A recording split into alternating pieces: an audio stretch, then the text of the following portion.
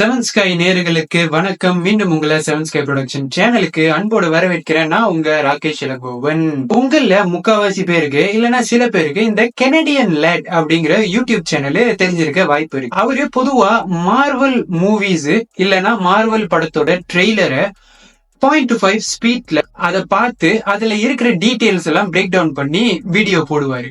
So இன்னைக்கு நான் அந்த மாதிரி ஒரு விஷயத்தை தான் ட்ரை பண்ண போறேன். இன்னைக்கு நான் தக் லைஃப் ட்ரெய்லரை 0.25 ஸ்பீட்ல வச்சு ஒவ்வொரு ஷாட்டையும் ஃப்ரீஸ் பண்ணி அதுல என்னென்ன விஷயங்கள் இருக்கு, என்ன நடக்குது அப்படிங்கறத கவனிக்க போறோம். ஆஃப்கோர்ஸ் இது ஒரு மணிரத்னம் மூவி. சோ ஒவ்வொரு ஷாட்லயும் ஒவ்வொரு ஃப்ரேம்லயும் ஏதாவது ஒரு விஷயம் ஒளிஞ்சுக்கிட்டு இருக்கும். அதை இன்னைக்கு நம்ம ஒவ்வொரு ஷாட்டா ஃப்ரீஸ் பண்ணி பார்க்க போறோம். சோ கவலைப்படாதீங்க, என்னோட விஷுவல் இந்த செக்மெண்டோட முடிஞ்சிரும்.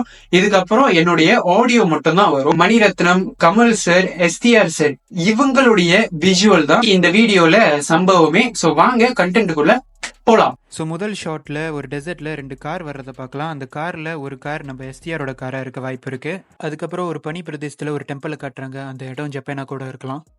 அதுக்கப்புறம் நார்த் இந்தியாவில் ஒரு பள்ளிவாசலை காமிக்கிறாங்க. இந்த ஷாட்டில் கமல் சார் அந்த ரத்தக்கரை முகத்தை கழுவுறாரு அந்த பனி பிரதேசத்தில். அண்ட் இந்த ஷாட்டில் அங்கே ஒரு ஆள் நிற்கிறாரு. அந்த ஆள் நம்ம கமல் தான் நினைக்கிறேன். அடுத்து ட்ரெயின் ஸ்டேஷனில் ஒரு மாஸ் ஃபைட் ஒன்று நடக்குது. ட்ரெடிஷ்னல் மார்ஷல் ஆர்ட்ஸ் மூலிமா அடியாளுங்களை பொழந்து கட்டுறதுக்கு நம்ம கமல் சார் ரெடி ஆகிட்டு இருக்காரு. அதுக்கப்புறம் டைட்டில் கார்ட் ரோலின் ஆகுது. இங்கே வானம் ஃபுல்லாக கழுகுங்களோட திரும்பவும் பள்ளிவாசலை காமிக்கிறாங்க. இந்த ஷாட்டில் நம்ம சின்ன வயசு எஸ்டிஆர் கமலுடைய இடத்துக்கு வராரு. இந்த ஷாட்டில் நம்ம கமல் சாரும் நாசர் சாரும் யாரையோ பார்க்க வர மாதிரி தெரியுது. திரும்பவும் நம்ம சின்ன வயசு எஸ்டிஆரோட கண்டினியூஸ் ஷாட். இந்த ஃப்ளாஷ்பேக் ஷாட்டில் நல்லா கவனிச்சிங்கன்னா கமல் சார் கையிலையும் அந்த பையனோட உடம்புலையும் காயம் பட்டு பேண்டேஜ் போட்டிருக்கிறத பார்க்கலாம். அதுக்கப்புறம் அந்த டெசர்ட்டில் நம்ம எஸ்டிஆரோட கார் சீனை காமிக்கிறாங்க. இந்த சீக்வன்ஸை நீங்கள் நல்லா கவனிச்சிங்கன்னா செக்கச்சவந்த வானம் படத்துலையும் இதே மாதிரி கேமரா ஒர்க் அண்ட் ஆங்கிள் அப்படியே அச்சஸெல்லாம் மேட்ச் பண்ணியிருப்பாரு நம்ம மணி சார். அதாவது கேமரா எங்கெல்லாம் ஒன்று தான், அதில் நடிச்சிருக்கிற ஆர்டிஸ்டும் காரம் ஒண்டி தான் வேற வேறங்கிற சொல்கிற மாதிரி இருக்கும் இந்த சீக்வன்ஸு. நான் அப்படியே செக்கச்சவந்த வானமில் வந்து அந்த சீக்வன்ஸையும் காமிக்கிறேன், நீங்களே பாருங்கள். இந்த சீக்வன்ஸ் எல்லாம் கண்டிப்பாக சில வருடங்கள் கழித்து நடக்கிற சீக்வன்ஸாக தான் இருக்கும். இந்த ஷாட்டில் எஸ்டிஆர் கமல் சாரை தாண்டி பின்னாடி பேக்ரவுண்டில் சில போலீஸ்காரங்களை நம்ம பார்க்கணும். அண்ட் இந்த ஷார்ட்ஸ் நம்ம ஏற்கனவே பார்த்துட்டோம். ஜிங்குச்சா சாங்கில் வர சீக்வன்ஸஸ் தான் நம்ம கமல் சாரும் எஸ்டிஆர் சாரும் ஒன்றா சேர்ந்து டான்ஸ் ஆடுற சீக்வன்ஸ். இங்கே நம்ம அமரும் சக்திவேலும் ஒரு ஊஞ்சலில் ஒன்றா உட்காந்து டீ குடிச்சிக்கிட்டு இருக்காங்க. இங்கே இதுக்கப்புறம் வெளியே எல்லாம் அமர் தான் பார்த்துப்பான்னு சக்திவேல் சொல்கிறாரு. அங்கே நாசர் சாரும் ஜோஜு சாரும் இருக்கிறத நம்ம பார்க்கலாம். இங்கே ஹோலி செலிப்ரேஷன் நடக்குது. எவனோ கன் எடுத்து சுடுறான். நான் நினச்சேன் அது அமர்னு, ஆனால் அது அமர் இல்லை. அமர் பக்கத்தில் ஒருத்தன் கன்று வச்சுக்கிட்டு இருக்கான், அவன் தான் சுட்டிருக்கான். இந்த ஷாட்டில் அந்த டைலாக்கை நாசர் சார் அமர் முன்னிக்கே தான் சொல்கிறாரு. அதுக்கப்புறம் வர ஷாட்டில் நம்ம நாசர் சார் ஏதோ கட்ட பஞ்சாயத்து செஞ்சுக்கிட்டு இருக்கிற மாதிரி தெரியுது. இந்த ஷாட்டில் யாரோடையோ கையை வெட்டி இல்லைனா யாரோடையோ பணத்தை ஒரு சில பேர் கடலில் டிஸ்போஸ் பண்ணுற மாதிரி தெரியுது. அதுக்கப்புறம் சக்திவேலும் அவரோட ஒய்ஃபோட பர்சனல் கான்வர்சேஷன் அண்ட் பர்சனல் டைமை பற்றி காமிக்கிறாங்க. அவங்க ஒய்ஃபை எதையும் நினச்சி ரொம்ப பயப்படுறாங்க. ஏன்னா அதுக்கப்புறம் வாங்க நம்ம அடுத்த ஷாட்டுக்கு போவோம்.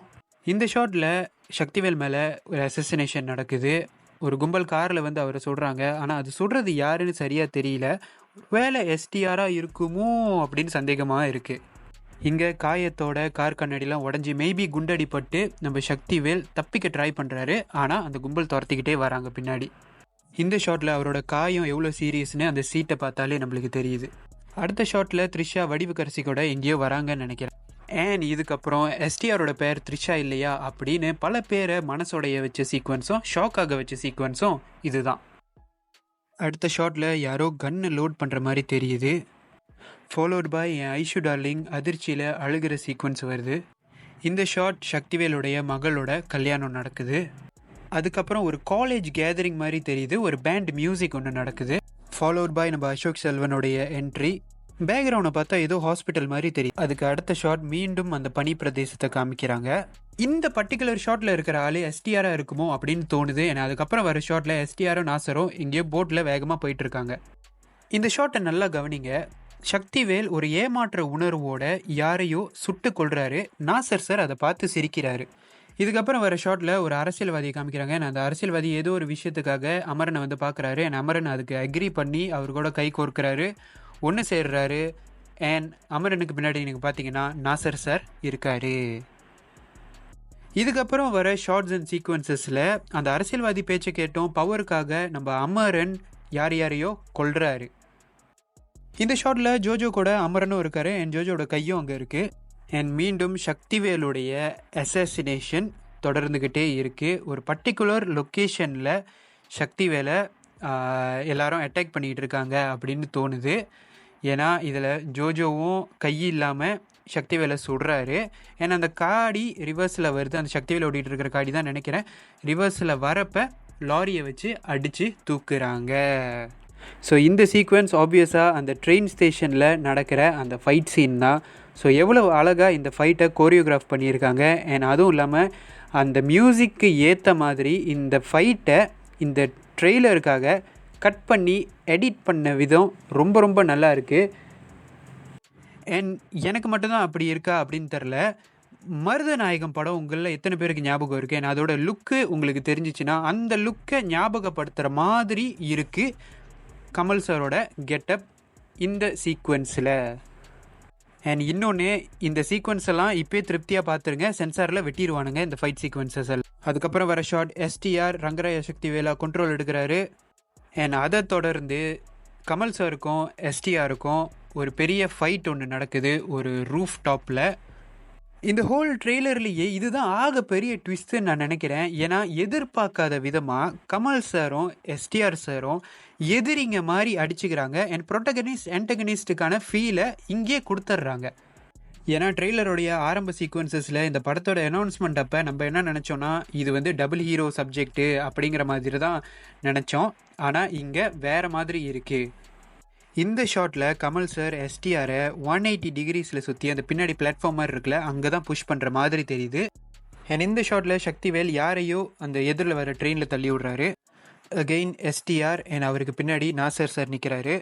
எனக்கு என்னமோ எஸ்டிஆரோட ரியாக்ஷனை பார்த்தா கமல் சார் அவர்கிட்ட ஏதோ ஒன்று சொல்லி எஸ்டிஆர் ஷாக் ஆகிற மாதிரி தோணுது. அண்ட் ரெண்டு பேருடைய ஃபேஸ் ஆஃப் ஒரே ஃப்ரேமில். என் அடுத்த ஷாட்டில் நம்ம சக்திவேல் ஃபுல்லாக ஹீல் ஆகி யாரையோ பார்த்து பார்த்தா இப்போ வாடா அப்படின்னு சொல்லி கூப்பிட்றாரு. அண்ட் இந்த ட்ரெய்லரோட முடிவில் நம்ம எஸ்டிஆரும் நம்ம கமல் சாரும் வேறு இடத்துல வேறு ஃப்ரேமில் ஷவுட் பண்ணிக்கிறாங்க. அண்ட் அதோட தக் லைஃப் எண்ட் கார்டோட இந்த ட்ரெய்லர் முடியுது. ஓகே, ஸோ அவ்வளோதான் கைஸ். இந்த தக் லைஃப் ட்ரெய்லர் மூலயமா முதல் முறையாக நான் முயற்சி பண்ணேன் 0.25x ஸ்பீடில் ஃப்ரீஸ் ஃப்ரேம் பண்ணி ஒரு டிஸ்கஷன். ஸோ உங்களுக்கு இந்த வீடியோ பிடிச்சிருந்துச்சுன்னா லைக் பண்ணுங்கள், மறக்காமல் எங்கள் சேனலுக்கு சப்ஸ்கிரைப் பண்ணுங்கள். எந்த குறைகளாக இருந்தாலும் சரி, நிறைகளாக இருந்தாலும் சரி, கமெண்டில் தாராளமாக நீங்கள் தெரிவிங்க.